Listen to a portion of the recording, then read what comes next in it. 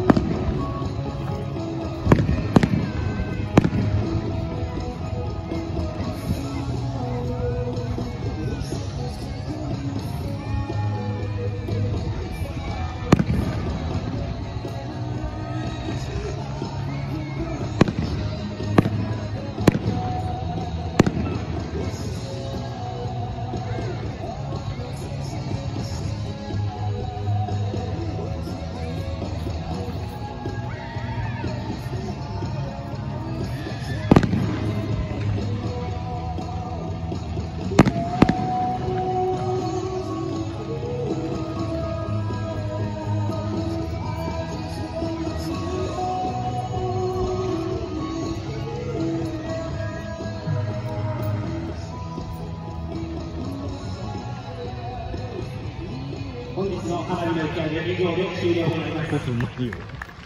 皆様、改めまして本日は2022年ジャパンJリーグ第2節 SC 相模原対鹿児島ユナイテッド FC の試合にお越しいただき誠にありがとうございました。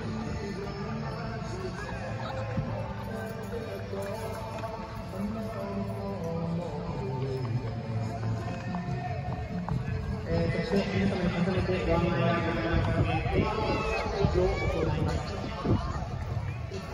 早速読み上げてまいりたいと思います。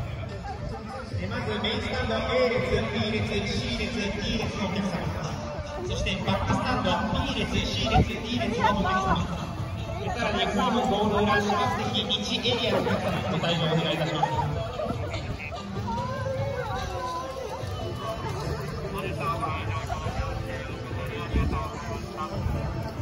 お持ち物よりお気をつけてお帰りください。